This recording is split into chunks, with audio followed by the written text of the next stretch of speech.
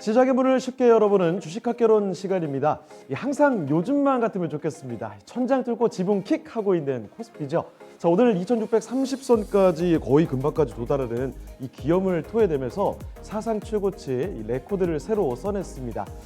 그리고 코스닥은 상대적으로 강하진 않은데요. 그래도 크게 손해보는 장사는 하지 않고 있죠. 자, 현재는 약보합권에서 움직임 보여주고 있는 화요일 우리 증시입니다.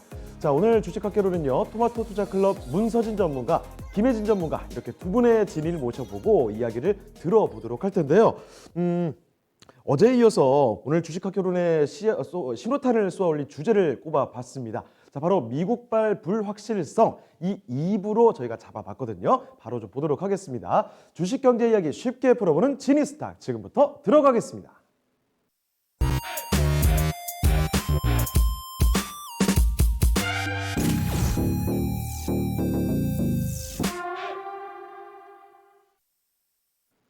네, 지니스탁의 진이 문서진 전문가와 인사부터 나눠보도록 하겠습니다. 전문가님 안녕하세요. 네, 안녕하세요. 네.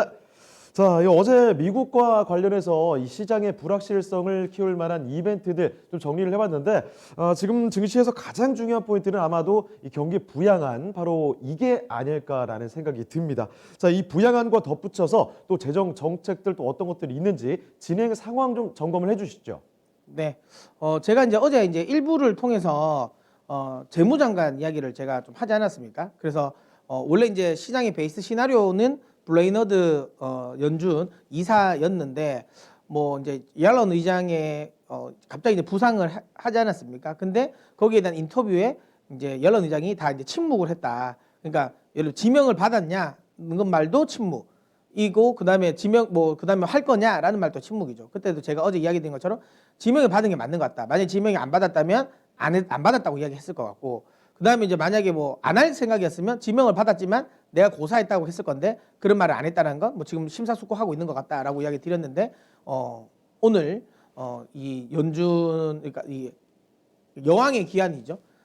자넷 옐런이 지금 재무부 장관으로 임명이 되었습니다. 물론 임명된 게 끝은 아닙니다. 임명하고 나서 결국 상원을 통과를 해야 되는데 통과할 것 같습니다. 만약에 워런 그러니까 좀 약간 극단적인 스탠스를 취하고 있는 워런 의원이 만약에 재무장관으로 지명이 되었다면 안 할 가능성이 높았겠죠. 예, 상원에서 공화당이 반대를 할 가능성이 높았는데 사실상 지금 옐런이라는 건 공화당 입장에서도 그렇게 무리감이 있는 소위 말하는 공은 아니거든요. 예, 제가 보기 충분히 인준을 통과할 것 같다는 생각은 듭니다. 물론 옐런 의장은 아시는 것처럼 지금 트럼프 대통령과 굉장히 각을 세웠죠. 그러니까 트럼프 대통령이 원래는 재신임을 하겠다라고 했는데 본인 스스로 안 하겠다라고 이야기를 많이 했지 않습니까? 그래서 임기 말기에는 그러니까 좀 트럼프 대통령과 굉장히 이렇게 이 소위 말하는 말을 좀 세웠고, 그러면서 결국은 재임을 못했죠. 그러면서 사실 못했다기보다 본인이 안 하신 거죠. 그러면서 나왔는데 이제 트럼프 대통령에서 바이든 후보 당선인이 지금 좀 윤곽이 좀 잡히다 보니까 이 부분은 좀 수락한 게 아닌가라는 생각합니다. 어쨌든 어제도 설명드렸지만 이 재무장관과 관련된 이벤트는 그래도 시장이 좀 긍정적인 쪽으로 마무리되었다라고 보시면 되고요. 그러면 이제 좀 남아있는 악재들 또 한번 훑어보도록 하겠는데 결국에는 재정 정책과 관련된 부분의 불확실성이 좀 남아 있습니다. 일단 지금 현재 공화당 상원이 그나마 좀 다행스러운 건 추가 경기 부양안과 관련된 부분인데요. 이 부분은 지금 지난주죠. 맥코넬 공화당 상원 원내대표가 민주당과 지금 다시 추가 경기 부양안 협상에 재개를 했다라고 이야기를 했습니다. 이 부분을 가지고 제가 그러면 공화당 그러니까 당 내에서도 트럼프 대통령의 어찌 보면 약간 패배를 좀 인정하는 분위기로 흘러가는 게 아닌가라고 이야기를 좀 드렸었던 부분인데요. 어쨌든 이 부분 그래서 공화당이 좀 협상을 좀 재개를 하고 있다라는 겁니다. 다만 협상이 재개되기는 했지만 사실 공화당 입장에서는 이게 선뜻 들어주진 않을 겁니다. 왜냐하면 1조 8천억이냐 2조 2천억이냐라는 걸 두고 사실상 그렇게 큰 문제는 아니지 않습니까? 합의를 보려면 벌써 보고도 남았죠. 사실 트럼프 대통령이 이게 대선 전에 선거 전에 만약에 했었으면 할 수도 있는 건데 어쨌든 민주당 입장에서는 본인들의 승리를 좀 예상했던 상황이었겠죠. 그러다 보니까 이걸 어찌 보면 좀 미룬 거죠. 특히 낸시 펠로시 지금 하원 위원장이 확실하게 좀 나오면서 어찌 보면 약간은 좀 목리를 많이 부린 거 아니겠습니까? 그럼 이거를 뭐 공화당 입장에서 뭐 대통령 선거가 끝났으니까 그래 이제 다 끝났으니까 다 털고 자 이제 깔끔하게 다시 시작해 보자 안 할 것 같아요.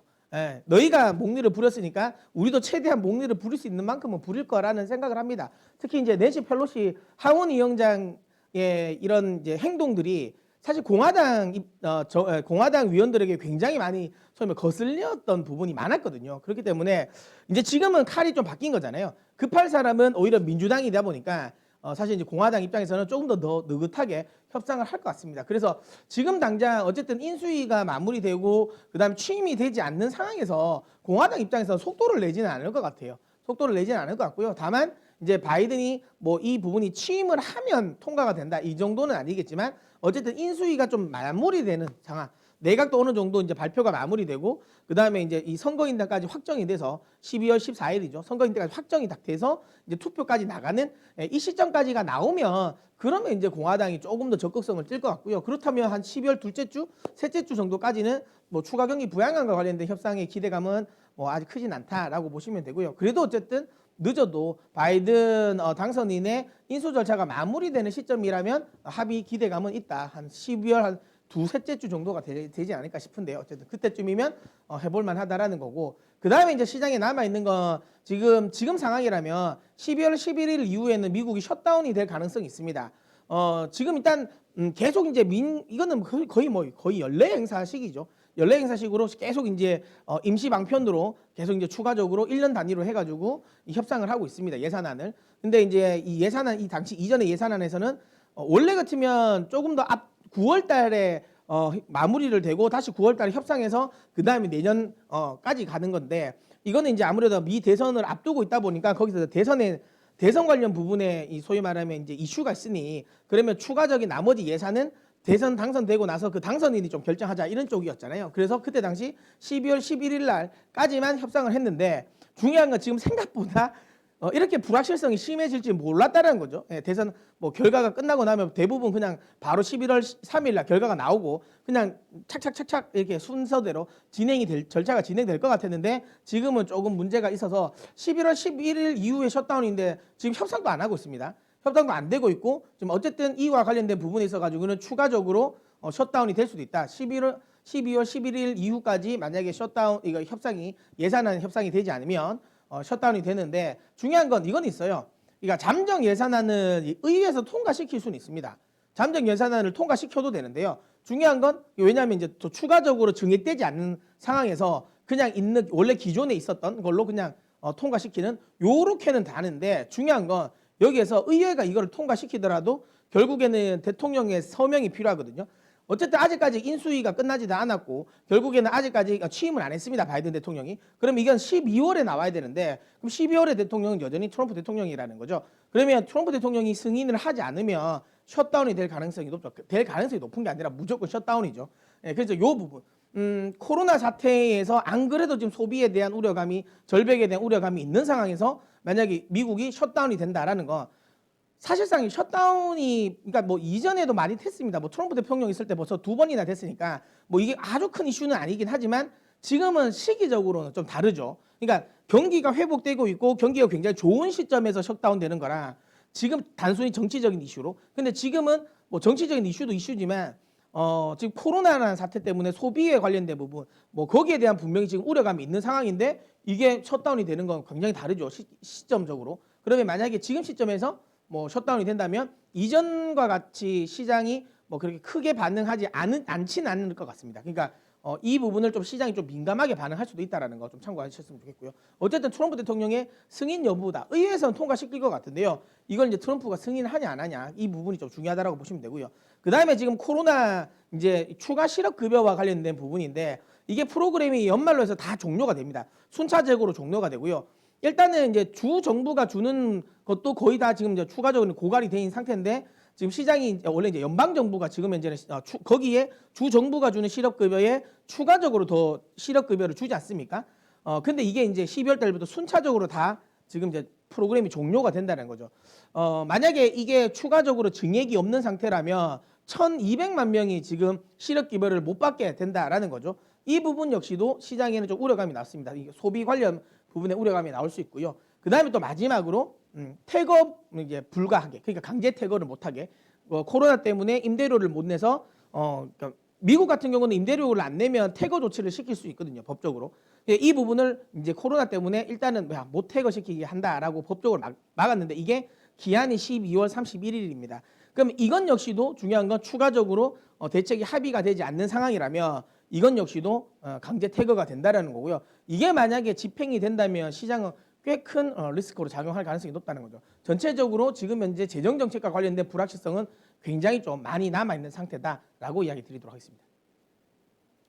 네, 이렇게 미국 셧다운 우려부터 해서 몇 가지 변수들이 좀 얽혀 있는 상황인 것 같습니다. 자, 그렇다면 이런 것들을 고려해 봤을 때 앞으로 펼쳐지게 될 이 시나리오에 따라서 시장에 또 어떤 영향을 미칠지 이런 점도 한번 분석을 해볼까요? 네, 지금 이제 이렇게 많이 남아 있는 이 악재들이 실제로 시장에 노출이 얼마나 될 수 있을 거냐, 실제로 이제 노출이 되면 어떻게 될 것이냐라는 건데요. 일단은 키는 역시나 굉장히 존재감이 이제 대단한 인물인 것 같습니다. 떠나는 와중에서도 굉장한 존재감을 좀 보이고 있는데요.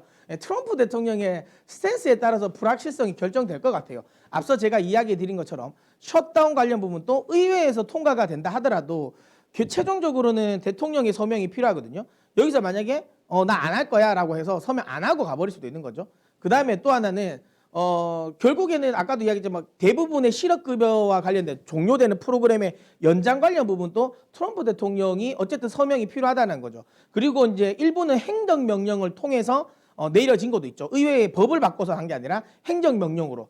근데 중요한 건 이 행정명령이라는 건 대통령이 뭐 그만두면 끝입니다. 예, 안 하겠다면 안 하게 되는 거기 때문에 이 부분 역시도 지금 결국엔 트럼프 대통령이 이제 속된 말로 조금 그냥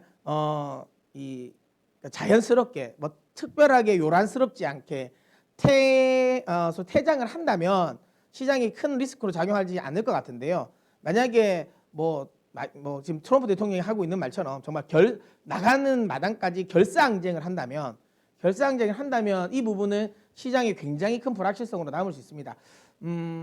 만약에 실업급여의 연장 프로그램이라든지 그다음에 미국의 셧다운 관련 부분이라든지 뭐 이런 부분들 대출 긴급 대출 관련 부분 이게 추가적으로 연장이 되지 않고 거기에 추가 경기 부양 책도 12월 안에 나오지 않는다. 근데 이게 동시적으로 뭐 최악의 시나리오인 거죠. 그렇게 되면 이게 터져버리면 사실 12월은 제가 요즘 계속 이야기지만 지금부터 해서 저는 이제 11월 달부터 생각보다 빨리 제가 단풍 랠리라고 이야기를 할 정도로 생각보다 좀 빨리 랠리가 나올 것 같다라고 이야기를 드렸고 이 미니 랠리는 내년 2월 달까지는 좀 연장될 것 같다라고 이야기 드렸지 않습니까? 근데 만약에 이런 식의 그러니까 트럼프 대통령이 결사항쟁을 하고 그래서 뭐 셧다운도 다 시켜버리고 그다음에 본인이 했었던 행정명령 같은 거 다 걷어들이고 그래가지고 만약에 실업급여도 확 다 못 받고 그다음에 뭐 강제 퇴거도 그냥 다 돼버리고 이런 모든 진짜 최악의 상황이 만약에 합의가 안 돼서 벌어진다면 그때는 사실상 뭐 미니 랠리가 아니라 그때 되면 다시 한번 시장은 좀 크게 급락을 할 가능성이 있습니다. 물론 수습은 될 거예요. 왜냐하면 새로운 내각이 이제 임명되고 그때는 다시 이제 새롭게 뛰겠죠. 근데 그 시기가 1월 한 뭐 20일이잖아요. 20일 이후지 않겠습니까? 그러면 원래 한 달 정도는 시장이 또 급락하고 굉장히 큰 변동성이 빠질 수도 있습니다. 이 부분은 좀 주목을 했으면 좋겠고요. 지금 어찌 보면 마지막 남아있는 악재라고 보시면 될 것 같아요.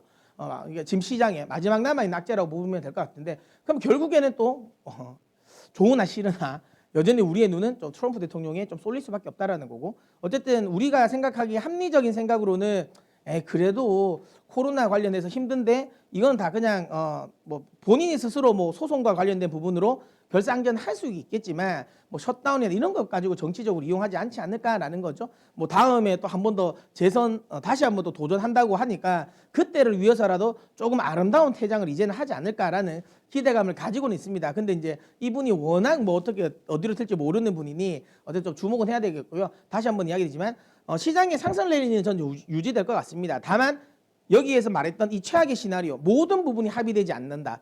이렇게 된다면 12월은 오히려 좀 산타 랠리가 짧게 일어나고 그 이후에 1월 말까지는 또 한 번에 좀 큰 시련이 있을 수도 있으니까 이 부분을 좀 주목하면서 시장을 봤으면 좋겠습니다. 다만 이 부분은 제가 또 뭐 주식과 개론이나 지니스탁을 통해서 지속적으로 제가 좀 이야기를 좀 드려보도록 하겠습니다. 네, 어제에 이어서 2부로 꾸며봤습니다. 미국발 불확실성에 대해서 지니스탁에서 정리를 해드렸으니까요. 이런 점들을 같이 감안해서 투자를 하시면 좋을 것 같습니다. 자, 그러면 이제 김혜진 전문가도 같이 불러봐야 되겠죠? 자, 주식학개론 오늘도 강의를 전해드릴 텐데 오늘의 섹터는 지니들이 가장 또 애착을 갖는 종목군이 아닌가 이런 생각도 듭니다. 자, 5G 이쯤에서 한번 정리를 또다시 해보도록 하죠. 자, 바로 들어가 보도록 하겠습니다. 주식학개론 오늘의 페이지 지금부터 열어보겠습니다.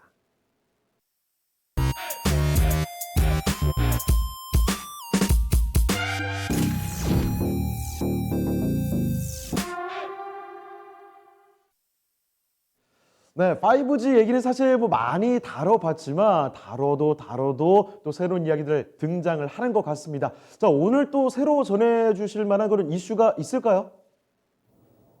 네, 저희가 잊을만 하면 잊으실까봐 5G에 관련된 이슈를 중간중간 체크를 해드리고 있습니다. 예, 약간 이 스카이 캐슬 같은 느낌이에요.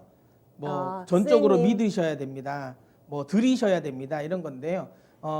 저는 사실 이제 제 생각에는 오늘 하고 한 번 정도 더 5G 이야기를 한 번 정도 더 할 것 같긴 합니다. 근데 그때 그게 제가 보면 마무리일 가능성이 높다고 봅니다. 그게 5G가 안 된다는 게 아니라요. 그때쯤 되면 5G는 다시 한번 급등을 해서 다시 좀 사기가 애매해지는 구간이 올 가능성이 있다라는 거죠. 그래서 어찌 보면 약간 마지막 저희가 이제 막차를 타기 직전에 이야기를 좀 드리는 겁니다. 아직까지 타지 않으셨으면 좀 지금 자리가 좀 편안하지 않습니까? 좀 편안한 자리에서 좀 타시라고 이야기 드리겠습니다. 사실 뭐 뒤에도 저희가 이야기 드리겠지만 그 종목들이 사실 한번 급락이 나오고 나서는 실적 관련 우려감에 급락이 나오고 나서 반등을 했는데 그 반등폭이 또 생각보다 큰 종목들도 있거든요. 그때 사셨으면 더 좋았을 뻔 했던 종목들도 있는데 그렇죠. 근데 그래도 아직까지는 전 늦지 않았다고 생각되기 때문에 지금 구간에서 좀 여전히 한 번 더 관심 가지고 모아 보셨으면 좋겠다라는 생각에 다시 한번 또 5G를 또 가지고 나왔습니다. 네, 저희가 한 달에 한 번, 적어도 한 번씩은 이제 여러분들께 네. 충분한 성장성이 느껴지시죠? 라고 자꾸 체크를 해드리고 있는데요. 또 그 사이에 또 있었던 이슈 같은 체크를 한번 해드리겠습니다.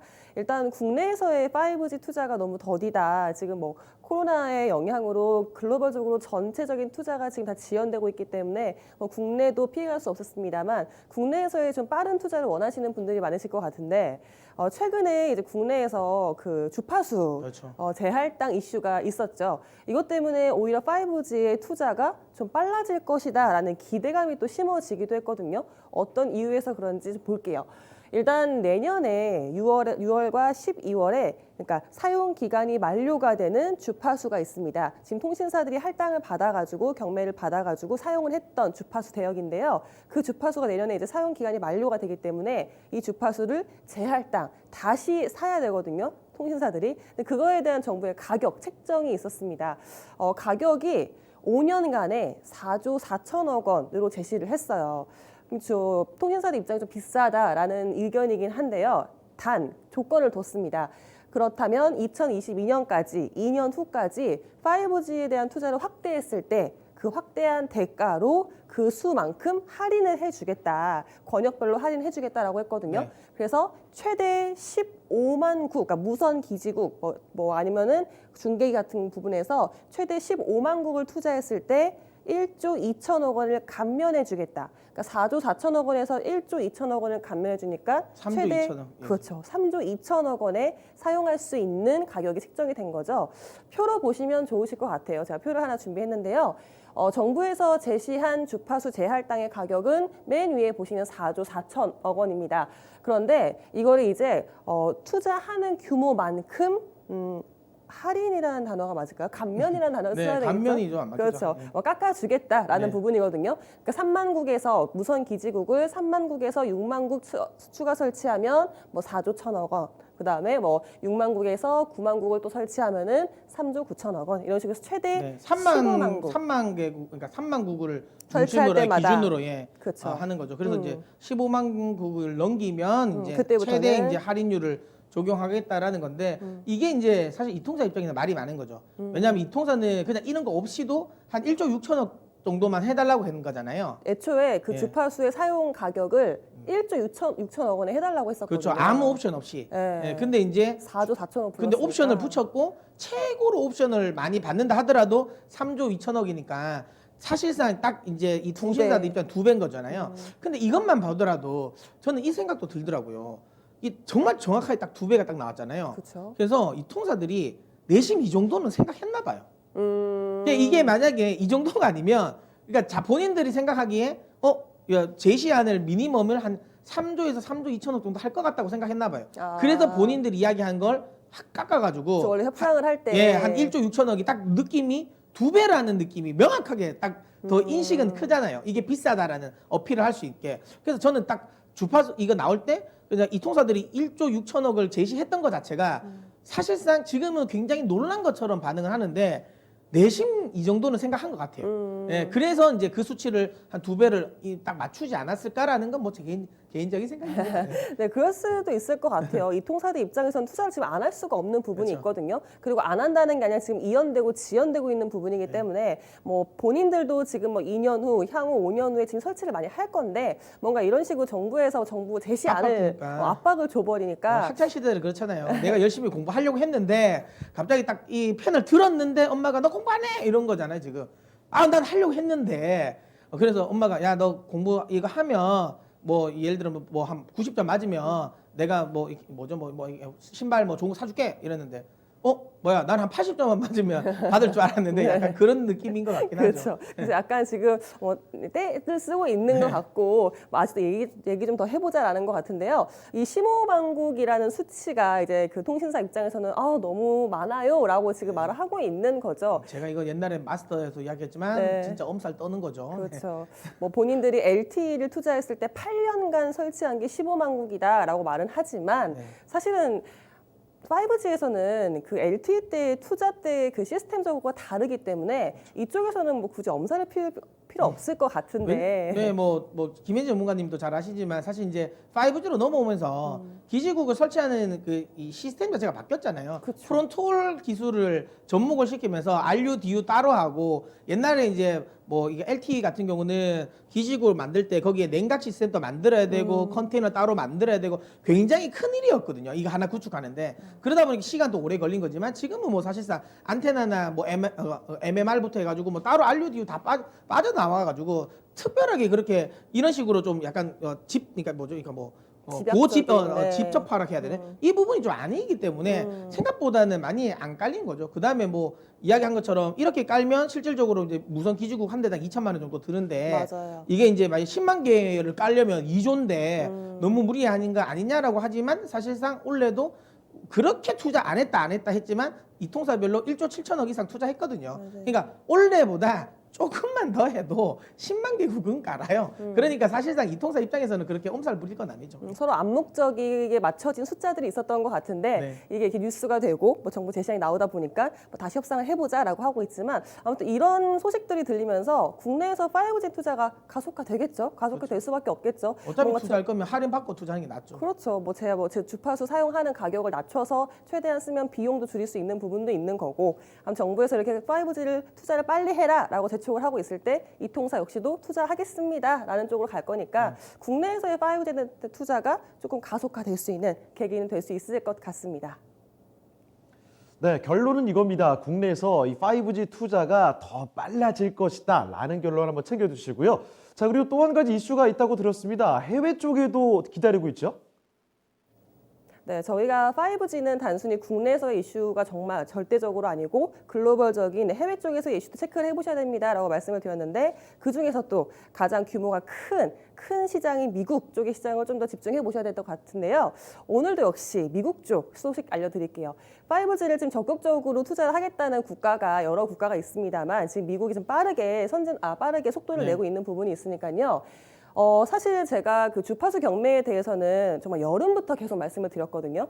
미국에서 지금 계속 순차적으로 그 sub-6 그 6기가 이하의 대역대에 3.5GHz 뭐 이자 대역대의 경매를 계속 진행을 하고 있기 때문에 그 소식이 있을 때마다 팔로우업 해드리고 있는데 최근에는 세 번째 줄 보시면 요 미국에서 7억 5천만 달러, 그러니까 우리 돈으로 한 8천억 원이 넘는 규모잖아요. 5G 투자 지원 법안이 통과가 됐습니다. 네. 그러니까 이 법안 같은 경우가 지금 미국에서 중국에서의 통신 장비, 화웨이나 GT의 지금 장비를 다 철수를 시키려고 하잖아요. 근데 기존에 있는 것들이 있으니까 그거를 뜯어내고 교체하는 데 비용이 들 건데 그거는 우리가 법안으로 지원해줄게. 예. 그렇죠. 우리가 지원을 해주겠다. 그러니까 그런 식으로라도 빨리 배제시켜라, 네. 빨리 바꿔라라고 지금 법안이 통과가 됐으니까 이게 지금 지난주 한 열흘이 안 된 법안 통과 소식이었거든요. 이거와 더불어서 저희가 지금 주파수 경매 계속 지금 관심을 갖고 있잖아요. 여름에 있었던 주파수 경매가 끝난 다음에 9월에 이제 삼성전자의 수주 발주 소식이 나오면서 5G 관련된 종목들이 급등을 했습니다. 거의 한두 달의 시차는 두고 나서 급등을 해줬거든요. 주파수 경매가 끝난 다음에 12월 8일이에요. 지금 다음 달의 초에 5G 미국의 주파수 경매가 나머지 서브식스 중에서 마지막에 올해 예정돼 있는 경매가 진행이 될 예정입니다.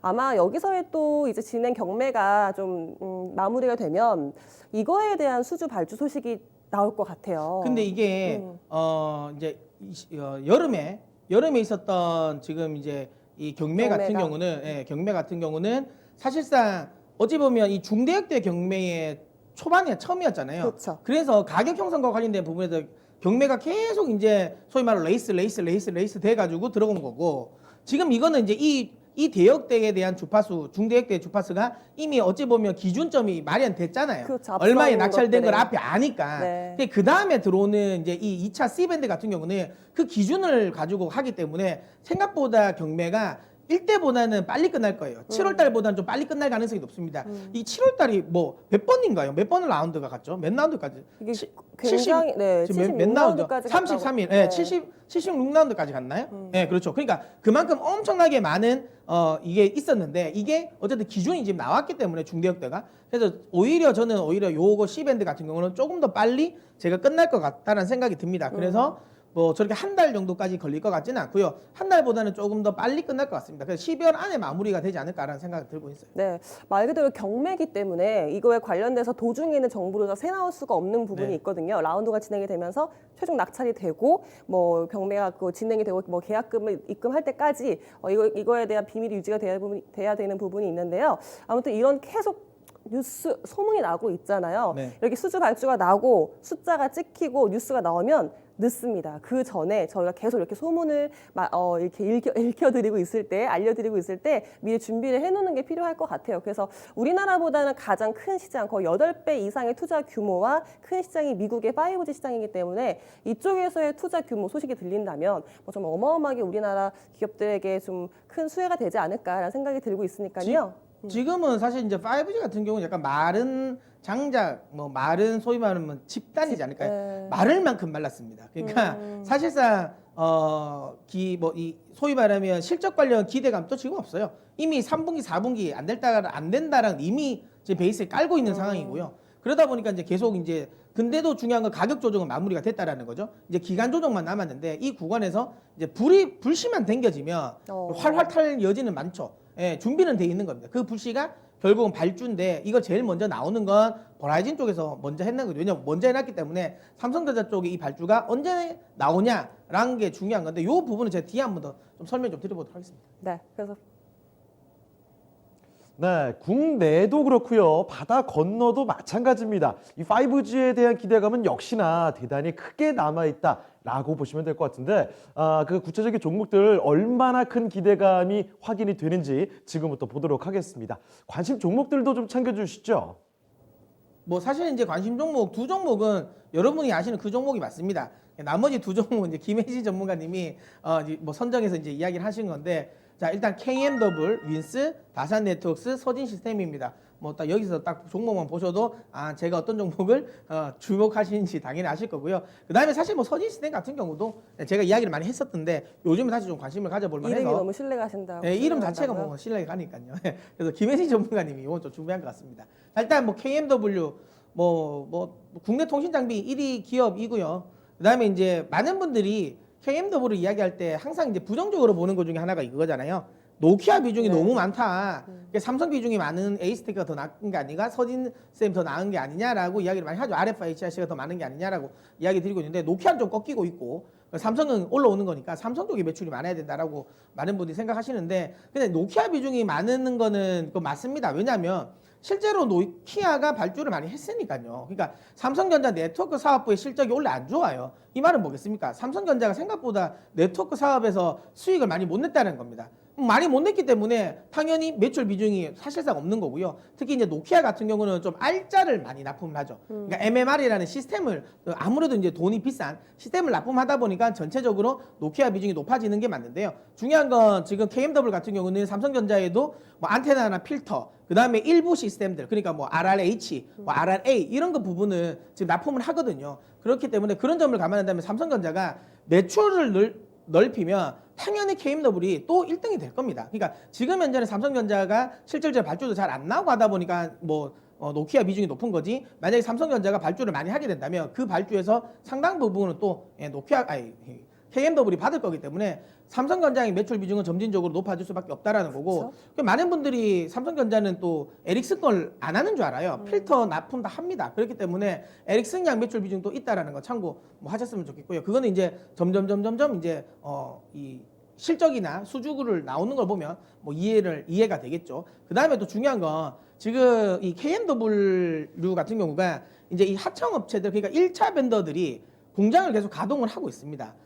이 말은 뭐겠습니까? 만약에 재고를 계속 쌓아놓고 있다라는 거거든요. 재고를 쌓아놓고 있다는 거. 그럼 만약에 지금 당장 수주가 안 나올 것 같으면 공장 가동을 안 하죠. 공장 가동률을 떨어뜨리죠. 재고 조정을 해서 그러니까 재고를 쌓아놨는 게 아니라 재고 조정을 통해서 그러니까 생산을 덜 해야 되는데 사실상 공장 가동률이 유지되고 있는 상황 1분기 때와 같이 공장 가동률이 유지되고 있는 상황에서 그다음에 뭐 1차 그러니까 KMW 1차 벤더들은 계속 지금 부품을 납품하고 있다라는 거잖아요. 미리 대비를 하는 네, 거죠. 그거는 말 그대로 지금 뭐 KMW이 공식적으로 발언은 안 했지만 이건 우리가 이제 소위 말하면 심증으로 알 수 있는 거잖아요. 아, 재고를 쌓고 있구나라는 거죠. 어차피 뭐 재고가 쌓는 게 뭐 재고 자산에 대한 평가 뭐 이거는 아니겠지만 기본적으로 제가 보기에는 곧 발주가 나온다고 생각을 하는 것 같아요. 곧 발주가 나올 것 같지라고 생각하지 않으면 뭐 왜 이걸 재고를 쌓아 놓겠어요. 제가 보기에는 곧 KMW 입장에서도 좀 곧 발주가 나오지 않을까라는 기대감에 계속 제가 보기 좀 재고를 쌓아 나가고 있다라고 보고요. 결국에는 뭐 이렇게 재고가 쌓아 나간다는 자체는 조만간 수주가 나온다라는 거기 때문에 제 개인적인 생각에는 절대로 뭐 지금 구간에서 뭐 도망갈 자리는 아니다라고 계속 이야기 드리도록 하겠습니다. 그래서 지금 정도 자리가 좀 편안한 자리지 여기서 또 이제 8만 원 넘어가는 시점 이 오면 그때부터 또 고민을 해야 되는 시점이 든단 말이죠. 이걸 내가 사야 되나 말아야 되나 고민을 된 시점이기 때문에 전 지금부터라도 계속 뭐 모아가시면 좋겠다라는 이야기를 드리도록 하겠습니다. 그리고 내년에 항상 이야기 드리는 것처럼 미국발 수주가 나오면 가장 많이 수주할 기업은 KMW라는 것도 저는 확실하게 이야기 드리도록 하겠습니다. 당연히 뭐 제가 드린 점수는 10점입니다. 네, 다음으로 윈스 볼 텐데요. 저희가 5G 통신 네트워크에 관련된 종목을 소개해 드리는 거니까 이렇게 통신 네트워크가 발달을 하면 더불어서 지금 강조가 되고 있는 부분이 있습니다. 바로 보안인데요.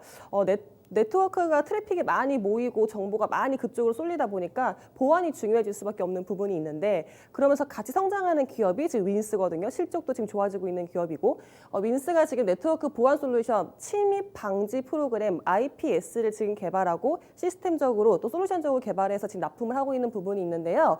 이 IPS가 또 5G용으로 최근에 또 성장성을 더 배가시키고 있습니다. 5G용은 특별하다기보다 속도도 더 빨라야 되고요. 네. 당연히 모아지는 데이터가 빠르니까 정보도 속도도 빨라야 되고 그리고 양이 많잖아요. 그러니까 대용량의 트래픽을 다 처리해야 되기 때문에 이쪽에서 용량을 높여버리는 거죠. 그래서 지금 윈스가 최근에 LGU 플러스랑 인텔이랑 같이 이 부분에서 100기가급의 지금 IPS를 개발해서 납품을 하고 있거든요. 지금 KT 쪽에도 지금 계속 기술 개발을 하고 있기 때문에 이쪽으로의 5G에서의 침입 방지 시스템 프로그램 만들고 있고요.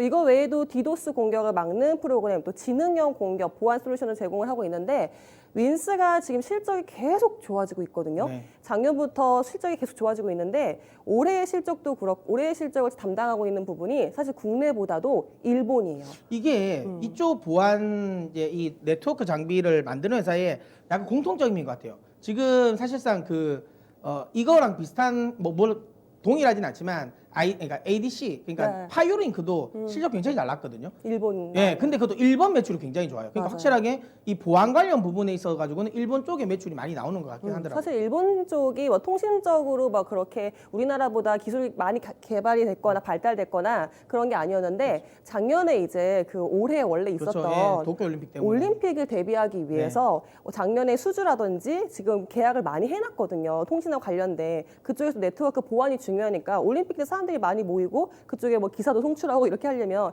그쪽이 중요하기 때문에 지금 수주 발주된 게 되게 많거든요. 그쪽 부분에 대해서 또 안 할 수는 없는 부분이니까 계속 지금 올해 계속 꾸준하게 실적을 내고 있습니다. 그래서 일본 쪽에 대한 실적이 계속 잘 나오고 있어요. 근데 일본이 이렇게 투자를 하기 시작했으니까 계속 앞으로 발주가 나올 거거든요. 뿐만 아니라 국내 쪽 그리고 미국 쪽에서의 또 뭐 글로벌적으로도 이런 네트워크 보안이 강조가 됨으로써 수주되는 소식들도 드릴 수 있을 것 같으니까 실적이 정말 고성장을 하고 있고 상반기에는 정말 역대 최대 영업이익을 100억 원 넘게 달성을 했거든요. 그러니까 이런 부분 봤을 때 앞으로의 성장성은 충분히 느껴지는 기업인 것 같습니다. 그래서 윈슨 점수는 9점 주겠습니다. 네, 다음은 이제 뭐 다산 네트워크스. 뭐 사실상 이게 뭐 요즘 토마토의 국민주라고도 하지 않습니까? 하도 제가 말을 워낙 많이 삼성전자가 아닌 다산 네트워크인가요? 네, 그래서 뭐 토마토 시청자분들 무조건 포트에 하나는 있다라고 하는 다산 네트워크스인데 뭐 좋아요. 글로벌 네트워크 장비를 생산하는 기업이라고 보시면 되고요. 뭐 명확합니다. 자회사를 통한 글로벌 5G 확장세에 대응이 가능하다는 거죠. 그러니까 우리나라는 아시아 지역은 다산 네트워크스가 이제 커버를 하고요. 미국 이제 북미 지역은 아시는 것처럼 다산존이 커버를 하죠. 이번에 뭐 다산존 같은 경우 실적도 굉장히 잘 나왔습니다. 네. 그다음에 이제 유럽 쪽은 이제 키마일이라고 해서 또 독일에 있는 회사를 또 인수한 게 있거든요. 그걸로 이제 또 커버가 가능하다. 그러니까 5G가 계속 확장세로 진입하면 진입할수록 뭐 각각의 대응이 다 된다라는 거죠. 그런 면에서 특히 이제 내년 같은 시장은 또 이제 미국 쪽에 또 이제 크게 이제 이 포지션을 잡혀 있는데 거기에 다산존 솔루션 자체가 납품을 굉장히 많이 할 가능성이 높다라는 거고, 그다음에 그러니까 네트워크 쪽 백홀 관련 부분은 결국에는 트래픽의 증가가 매우 중요하거든요. 뭐 최근에 유튜브도 뭐 오류도 막 나오고 하지 않습니까? 그렇죠. 그러니까 트래픽이 계속 증가를 하면서 서버에 대한 증설을 안 할 수가 없어요. 그러니까 네트워크에 대한 투자를 안 할 수가 없기 때문에 백봉망 그러니까 증설과 관련된 대표 수혜주라고 보시면 됩니다. 그 다음에 지금 요 표를 하나 보시면 이게 이제 국내에 뭐 이게 우리나라 기간망 관련 이 기간도인데 기본적으로 여기에 보이시는 이런 이제 주요 이제 네트워크 장비들이 상당 부분 다 화웨이 쪽의 장비들이 많았어요. 맞아요. 이 부분에 국산화가 안 돼 있었습니다. 70%가 이제 항내망, 기간망, 뭐 이런 도건망 이런 부분이 다 대부분 70%가 우리나라가 화웨이였는데 지금 이 부분을 다 걷어내고 있습니다. 다 걷어내고 있고 거기서 이제 대표적으로 수주를 받는 게 이제 다산 네트워크스, 그 다음에 이제 유비쿼스, 그 다음에 이제 선웨이브텍, 이건 텔레필드 자회사죠. 이 기업들이 지금 이걸 다 지금 받고 있거든요. 이 부분 뭐 사실 지금 현재 정부 입장에서도 다 국산화 쪽으로 넘어가다라고 하는 부분이기 때문에 이런 국내 쪽의 기간망, 항내망, 그다음에 도건망에 대한 또 수주도 또 계속 기대해 볼 수 있는 상황이다라는 점을 감안한다면 다산 네트워크스 저는 여전히 긍정적으로 봅니다. 다만 좀 아쉬운 건 이거죠. 제가 그러니까 최근 들어서 이제 급락을 했을 때 좀 많이 드렸을 때보다는 좀 많이 올랐어요. 그렇죠. 예, 그게 이제 뭐 이제 또 10,000원 단위가 또 바뀌었으니까 지금. 항상 탄력 붙을 때마다 네. 되게 세게 오르는 종목인 것 그렇죠. 같아요. 그러니까 원래 많은 밑에까지 한번 내려갔다가 네. 지금은 다시 또 13,000원 부분까지 위로까지 올라와 버려가지고 지금 구간대는 이것도 너무 많이 오른 거 아니냐라고 생각하실 수도 있지만 제가 보면 위에 열려 있는 룸 자체가 아직까지 저는 아직 충분하다라고 보기 때문에 가능하다, 아직까지 매수 권역이다라고 보고 저는 10점을 드리도록 하겠습니다. 네, 마지막으로 서진 시스템 볼 텐데요. 뭐 삼성과 함께 나아가고 있는 기업이라고 할 수 있을 것 같아요. 서진 시스템이 하고 있는 이제 영위하고 있는 산업은 이제 케이스 함체를 만드는 사업을 하고 있습니다. 이제 알루미늄 합금을 주조하는 기술을 가지고 이제 이쪽 부분에서 뛰어난 기술을 가지고 있는 부분인데요. 일단 제가 그림으로 참고 준비했는데 왼쪽 부분이 이제 뭐 가운데 섞여 있는데요. 통신 장비에 들어가는 거, 5G 뭐 통신 장비들 이거 안테나. 요즘에 지하철에 보면 요거 많아요. 맞아요. 예, 보이실 수 있을 거예요. 맞아요. 예, 그리고 지하철에. 뭐 고속도로도 달리시다가도 뭐 이쪽에 뭐 RRH 있다, 네.